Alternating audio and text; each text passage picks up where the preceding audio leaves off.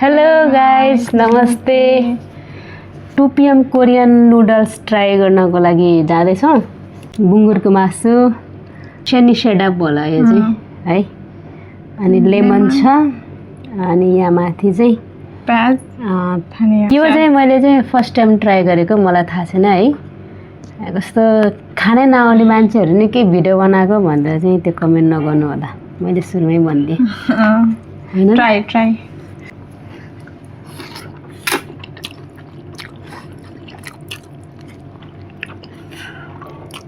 Wow, दामी दामी खै कसरी खाँदो रहेछ म।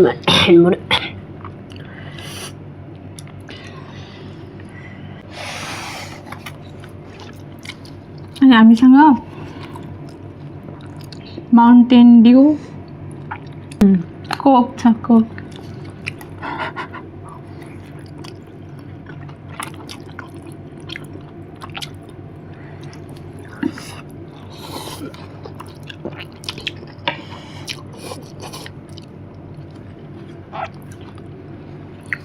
अनि मलाई खाना आएको छ त, फर्स्ट टाइम ट्राई गरेँ। आइहाल्छ नि।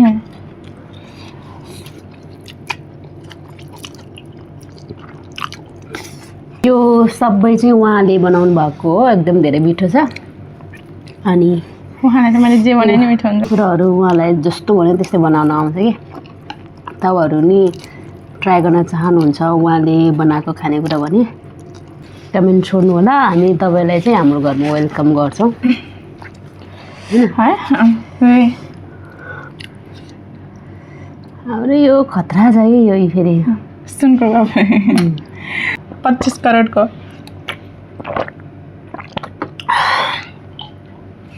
एक शट। यो त यस्तो गर्दा पुरा यहीँ पुग्छ त। नपुऱ्याउने यसरी खानु न, यसरी। ए यो भित्र हाले होइन,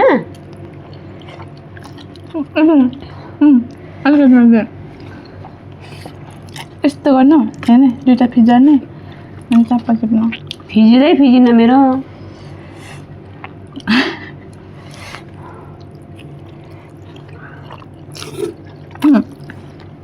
हेर्नुहोस् त, यस्तो राख्नु, जस्तै नि खानु पर्यो। यस्तरी राख्नु, यस्तरी अलि माथि पक्रिनु पर्यो कि, अलि माथि पक्रिनु पर्यो। यो हो फेरि अलि त म बरबर होइन त।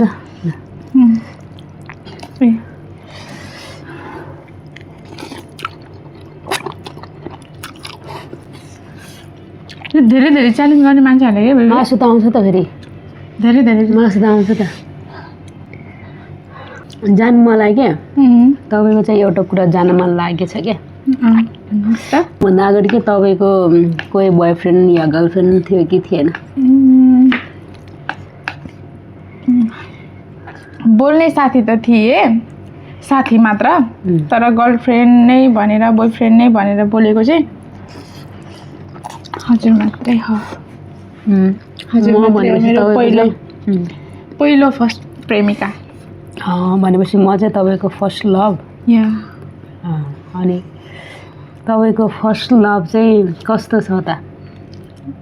मलाई लाग्छ मैले चाहिँ आफ्नो लागि राइट पार्टनर चुज गरेँ जस्तो। अनि मलाई हरेक कुरामा, अब रिलेसनसिपमा बसेको पनि झन्डै 1 इयर हुन लाग्यो। अनि यति समयमा पनि 1 इयरमा पनि हाम्रो कहिले पनि के झगडा त्यस्तो ठुलो यताउता तैँले यस्तो गर्ने म नि गर्छु यस्तो खालके कहिले भएको छैन।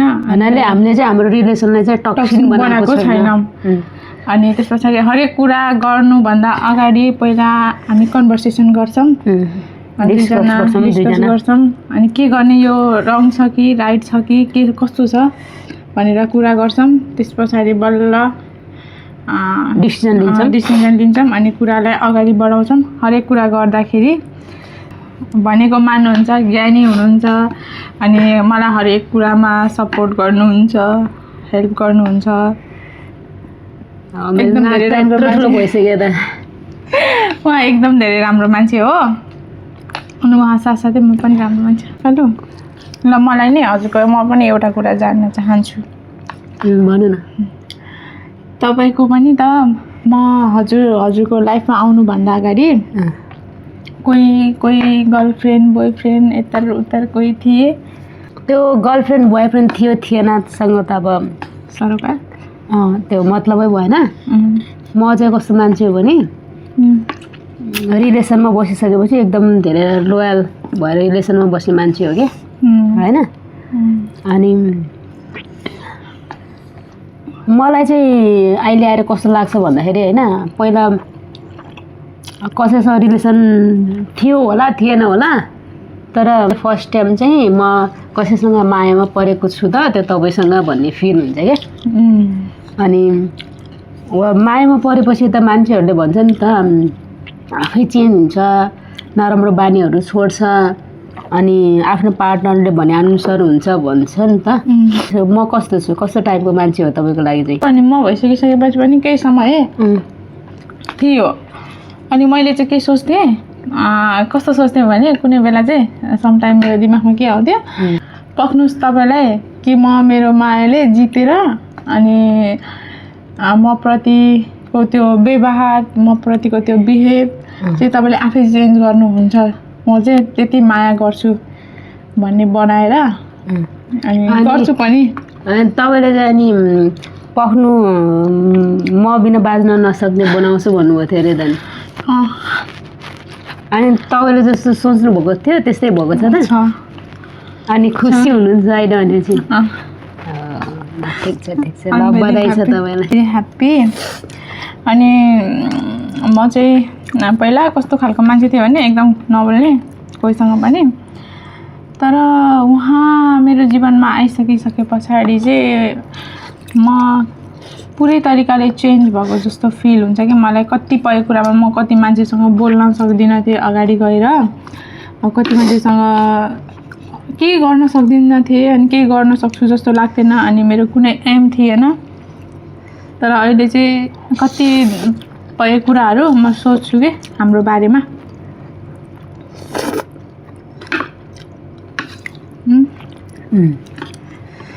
आजभोलि बोल्न सक्नुहुन्छ? भन न। भन्नाले पहिला चाहिँ कन्फिडेन्ट थिएन? आजभोलि चाहिँ गर्छु हुन्छ भन्ने हुन्छ, त्यो खालको ममा त्यो कन्फिडेन्ट छ। अनि म कुनै पनि सबै कुरादेखि एकदम डराउँथेँ, अनि गर्न सक्दिनँ होला भन्ने हुन्थ्यो। तर अहिले चाहिँ म होइन गर्छु, जे भए पनि मलाई पुस गर्ने मान्छे छ भन्ने चाहिँ हुन्छ।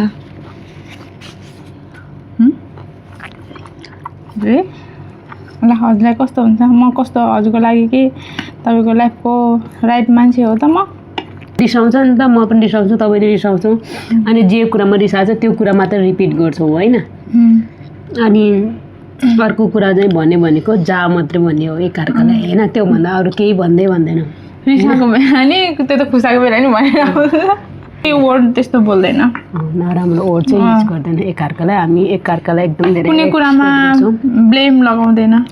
अनि कहिले गर्दा यस्तो भयो अनि पक्कलाई म यो गर्छु, मैले कति कुरा अब बिर्सिन्छु नि अनि गर्दिनँ, अनि जहिले बिर्सिने भन्छ नि, अनि म एकछिन रिसाए जस्तो गर्छु कि नाटक के, अनि फेरि ल हुन्छ सरी भन्नुहुन्छ कि उहाँले, अनि ओहो म त यसै फुरुङ्गा के यसै खुसी। त्यो नाटक किन गर्नुहुन्छ भन्दाखेरि मैले बुझेको चाहिँ तपाईँले बेबीले चुप्प दियोस् भनेर होइन त, पकाओस् अनि हक गरोस् न। मेरो नराम्रो कुरा भनेर तपाईँको नराम्रो कुरा घरिघरि त लास्टै रिसाउँछ, त्यही हो। अहिलेसम्म चाहिँ मैले उहाँको नराम्रो पानी भेटेकै छैन, अनि सबै राम्रो हुनुहुन्छ। 32 गुणको होइन 64 गुणले भरिपूर्ण हुनुहुन्छ मेरो जान चाहिँ। अनि राम्रो चाहिँ मलाई उहाँको राम्रो लाग्ने चाहिँ मिठो खाना बनाएर खुवाउनुहुन्छ, त्यही राम्रो लाग्छ। जुन मलाई मनपर्छ होइन, जुन मलाई मनपर्छ त्यही बनाउनुहुन्छ क्या। अनि त्यो कुरा म पनि खान्छु, अनि त्यो चाहिँ म नि ट्राई गर्छु, एकदम राम्रो लाग्छ मलाई चाहिँ। तपाईँको विचारमा चाहिँ रिलेसनसिप टिकिराख्नको लागि चाहिँ के हुनुपर्छ सम्बन्धमा जस्तो लाग्छ? लोयालिटी, रेस्पेक्ट, अनि त्यस पछाडि एकअर्कालाई बुझ्न सक्ने क्षमता। मलाई लाग्छ यति भएछ, अरू कुरा त आफै मिल्छ। नम्बर 1 त रेस्पेक्ट नै हो होइन, अनि रेस्पोन्सिबिलिटी हुन्छ एकअर्काको, त्यो निभाउनु पर्यो होइन। ल मैले वहाँ एउटा छुट्याएछु।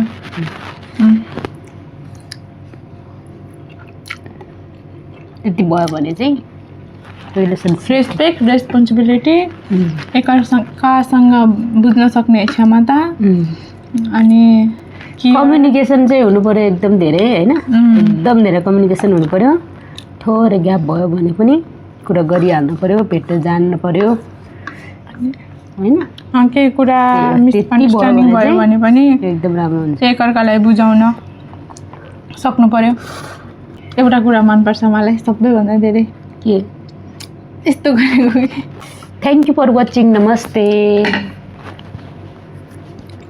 केमा नि हुनु, ठुलो ठुलो हुनु, मलाई धेरै माया गर्नु।